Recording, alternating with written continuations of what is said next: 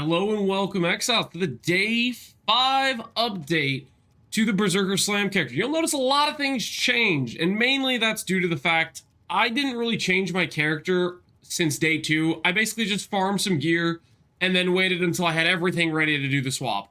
The reason for that being is, I know I wanted to go to Mace. I was pretty confident about using the Gain as Giga Chad Doomfletch mod on Mace, but I was like, I don't really want to swap my entire tree around before I know what other things I'm going to have res-wise for other gear pieces.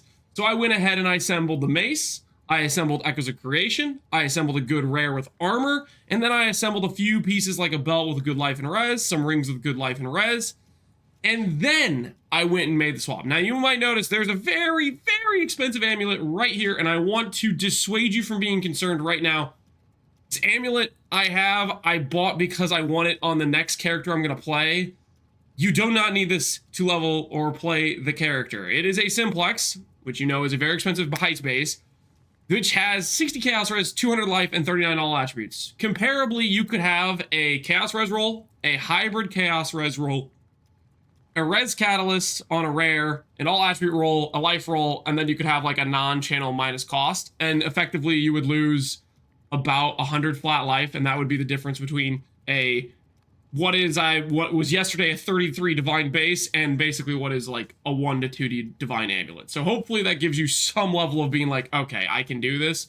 For example, I would recommend if you could get a double anoint with forces of nature and another decent enchant, that would be a great approach, or just doing a decent amulet that's already on the market.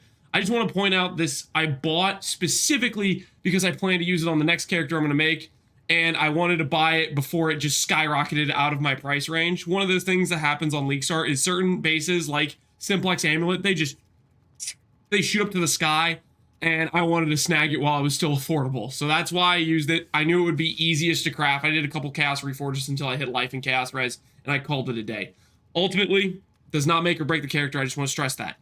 Now, let's go over to the bigger overall changes that occurred, and hopefully I can make some sense. Now, we were playing Ground Slam. If you're wondering, can I still play Ground Slam? The answer is yes. I would recommend you go for higher conversion on your gloves, probably an unveiled conversion, and then maybe try to level up your conversion from 10% to 20, 25%, something like that. And then maybe you could go for conversion mastery. You can make Ground Slam full elemental, or you could just keep a portion of the Ground Slam fizz, and that should still work pretty fine if you want to stick with Ground Slam. I swapped over to Volcanic Fissure because it has some innate conversion built into it, and recently I found out it shotguns more than I thought it did.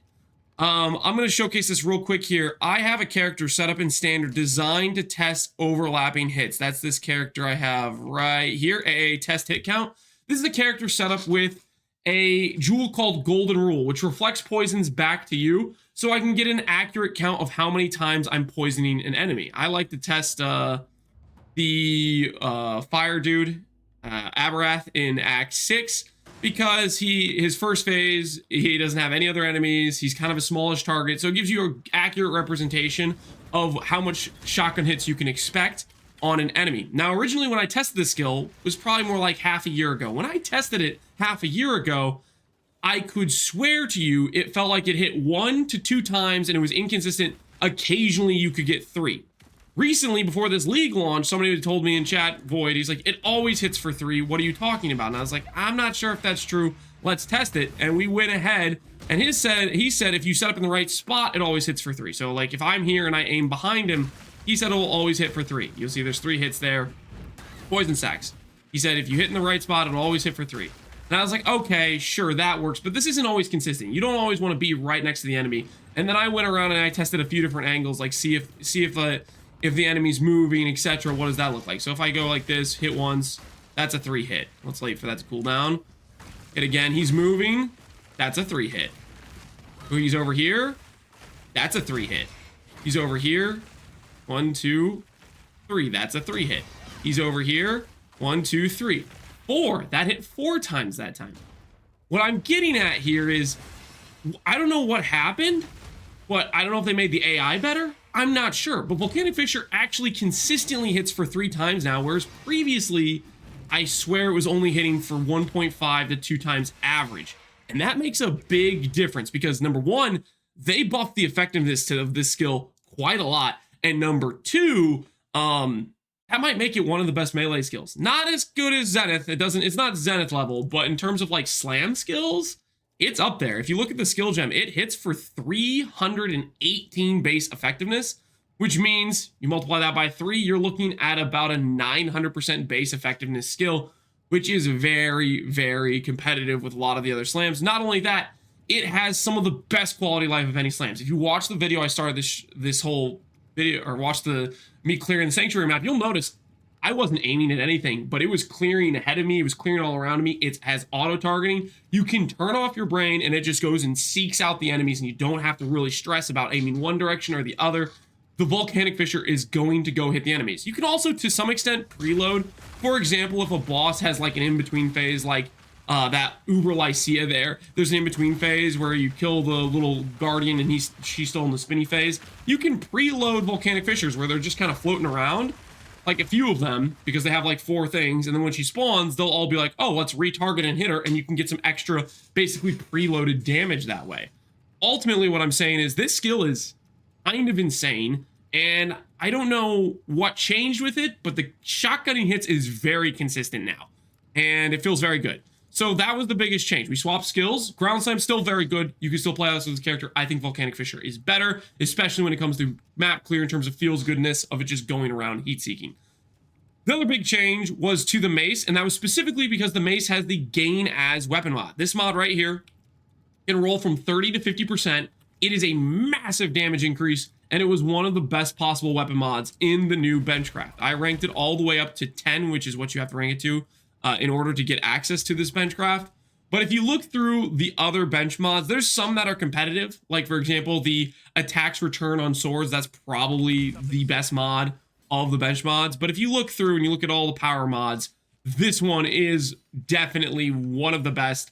And it's something where maces normally aren't that great in terms of competing with like an axe or competing with a staff, because staff gets good crit, it gets blocked, axe just gets the higher base damage. But when you go and you give a weapon 150% more damage in terms of gain as, that makes it real dang enticing. So that's what we have here. I'll scroll through some of these mods. You can pause the video if you want to look through them, and then let's move on. So I scroll through here.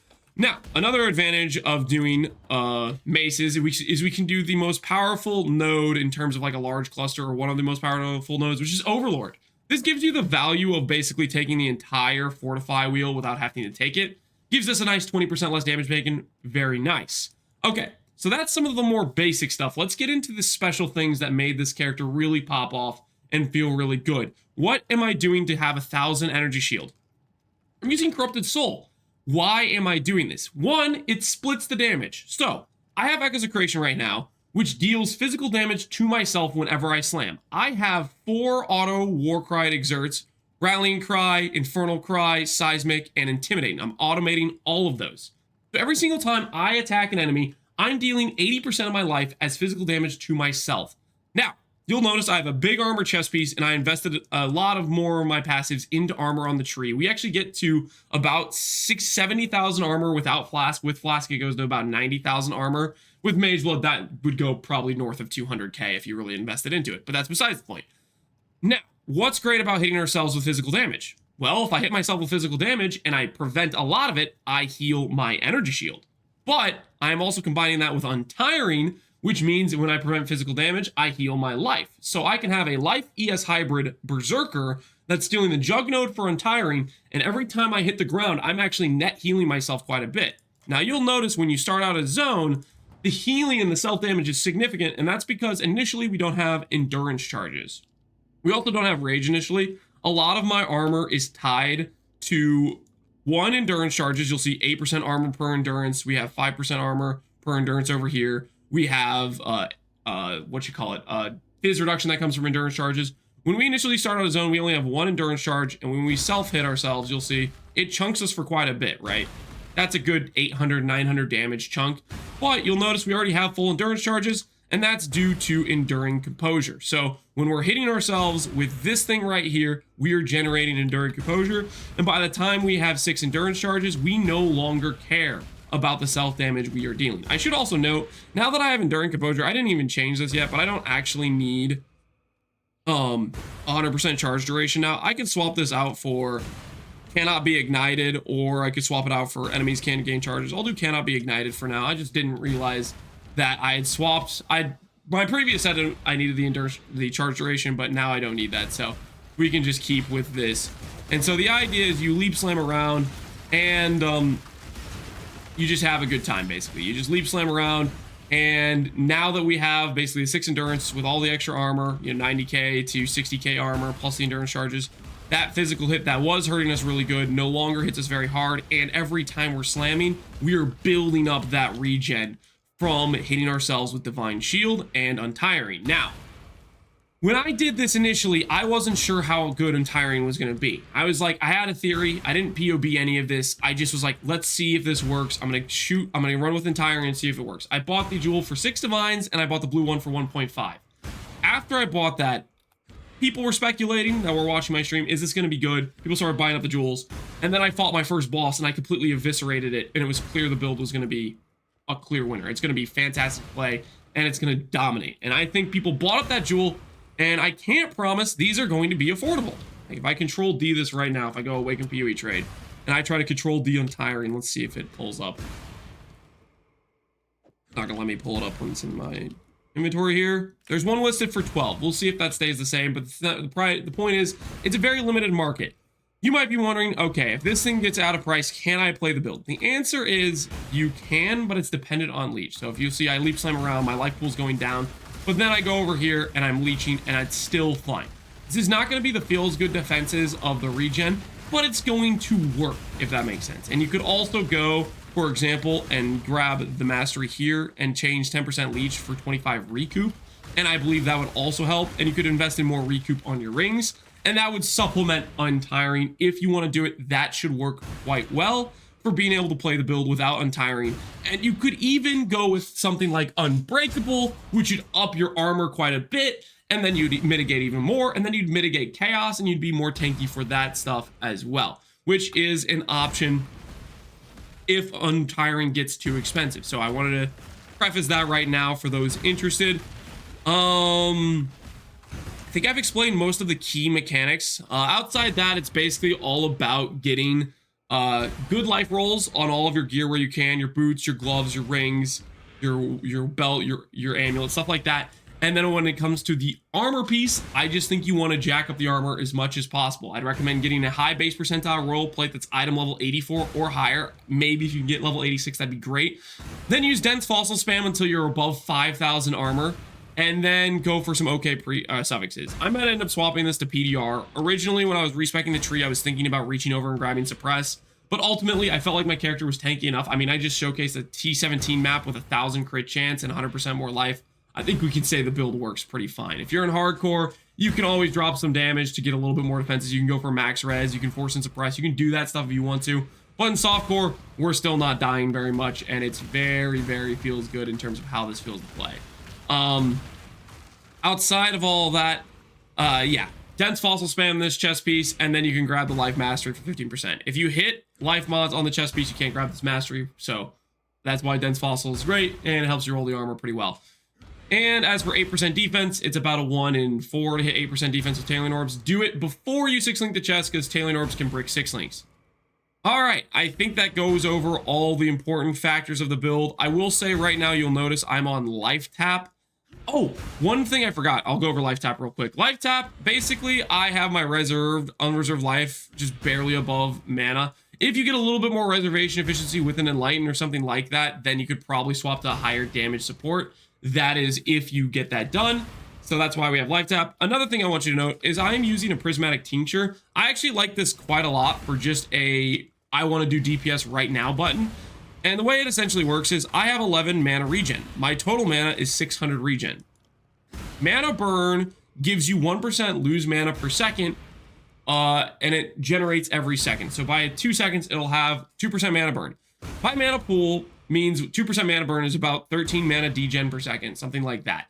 The point is, I have mana leech, and I don't need that much time to kill a boss. It's a nice little button to press whenever you get to a guardian or your boss, where you press it and it lasts for 1 1000, 2 1000, 3 1000, 4 1000.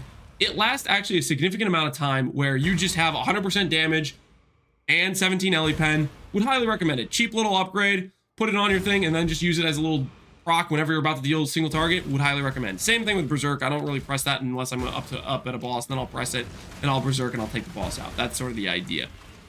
Yeah, that's the character. That's the update. I'll probably continue to upgrade this a little bit more and then make a full build guide, but hopefully you guys enjoyed this showcase of the Volcanic Fissure Berserker, the Slam character. It was previously Ground Slam, now it's Volcanic Fissure. You can still do Ground Slam if you want, but I'd highly recommend checking out Volcanic Fissure Snaking. That thing just shreds and it auto targets.